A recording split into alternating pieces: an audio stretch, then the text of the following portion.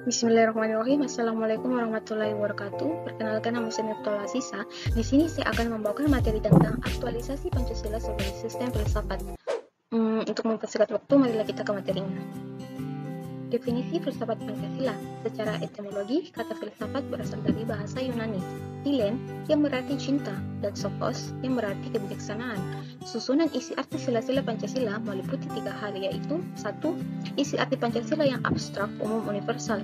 Kedua, isi arti Pancasila yang umum kolektif. Ketiga, isi arti Pancasila yang khusus konkret. Fungsi dan kedudukan Pancasila. Fungsi Pancasila yaitu sebagai dasar filsafat negara dan sebagai pandangan hidup bangsa Indonesia. Hakikat dan fungsi ideologi Pancasila. Hakikat dan fungsi ideologi Pancasila, ideologi bukanlah sebuah pengetahuan teoritis belaka, tetapi merupakan sesuatu yang dihayati menjadi sebuah keyakinan. Fungsi ideologi Pancasila sebagai ideologi negara. 1. Struktur kognitif. 2. Orientasi dasar. Ketiga, norma-norma. Keempat, bekal dan jalan bagi orang perorangan untuk menemukan identitasnya sebagai bangsa Indonesia. Kelima, kekuatan yang mampu menyemangati dan mendorong bangsa Indonesia. Dan keenam, pendidikan bagi masyarakat. Asal muasal Pancasila sebagai ideologi. Asal mula terbentuknya Pancasila sebagai ideologi bangsa dan negara Indonesia dapat ditelusuri dari proses pembentukannya, yaitu 1. Kausa materialis. Kausa materialis adalah sebuah bentuk dari asal muasal dari sebuah bahan yang ada. Kedua, kausa formalis. Kausa formalis adalah sebuah bentuk dari asal mula dari bentuk, sebagaimana sebuah wujud maupun bangun akan sebuah hal yang dimana akan diadakan. Yang ketiga, kausa efisien. Kausa efisien adalah sebuah bentuk dari karya yang menciptakan hal tersebut untuk menjadi ada. 4. Kausa finalis. Kausa finalis adalah sebuah bentuk dari asal muasal dari tujuan kenapa hal tersebut haruslah untuk diadakan. Pancasila sebagai ideologi bangsa dan negara Indonesia. Istilah ideologis berasal dari kata idea, yang berarti gagasan, konsep, pengertian dasar, cita-cita, dan logos yang berarti ilmu. Kata idea berasal dari bahasa Yunani, eidos, yang artinya bentuk. Di samping itu ada kata idein, yang artinya melihat. Maka, secara harfiah, ideologi berarti ilmu pengetahuan tentang ide-ide atau ajaran tentang pengertian-pengertian dasar.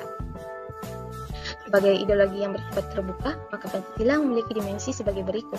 Yang pertama, dimensi idealitas. Dimensi idealitas memiliki maksud bahwa di dalam Pancasila ada nilai-nilai dasar sebagai pedoman hidup dan cita-cita. Yang kedua, dimensi normatif. Dimensi normatif memiliki maksud bahwa nilai-nilai dasar di dalam Pancasila diajarkan dalam norma yang merupakan norma dari kenegaraan. Yang ketiga, dimensi realitas. Dimensi realitas memiliki maksud bahwa nilai-nilai yang ada di dalam Pancasila berakar dari masyarakat dan juga hidup di dalam masyarakat itu sendiri. Pancasila ideologi terbuka. Prinsip dan faktor pendorong keterbukaan Pancasila pada prinsipnya yaitu 1. Keterbukaan ideologi Pancasila menjamin tidak totalier. Yang kedua, keterbukaan menjadikan Pancasila tidak eksklusif. Artinya, nilai-nilai dasar Pancasila dapat menyaring unsur-unsur baru yang dapat memperkaya perkembangan dan pelaksanaan ideologi Pancasila secara positif ke arah kemajuan kehidupan bangsa dan bernegara. Yang ketiga, keterbukaan mendorong Pancasila menjadi dinamika. Pancasila sebagai asas persatuan dan kesatuan bangsa Indonesia. Bagi bangsa Indonesia sebagai suatu bangsa memiliki ciri-ciri sebagai berikut. 1. Dilahirkan dari satu nenek moyang sehingga kita memiliki kesatuan darah. Yang kedua, memiliki satu wilayah di mana kita dilahirkan. Yang ketiga, memiliki satu kesatuan sejarah. Yang keempat, memiliki kesamaan nasib. Yang kelima, memiliki satu ide, cita-cita, dan satu tekad. Pancasila sebagai dasar filsafat negara. Sistem filsafat merupakan suatu sistem pengetahuan dan pengertian yang terdalam serta menyeluruh sehingga bersifat universal. Pancasila sebagai sistem filsafat. Pancasila sebagai kesatuan sistem filsafat memiliki landasan dasar ontologis.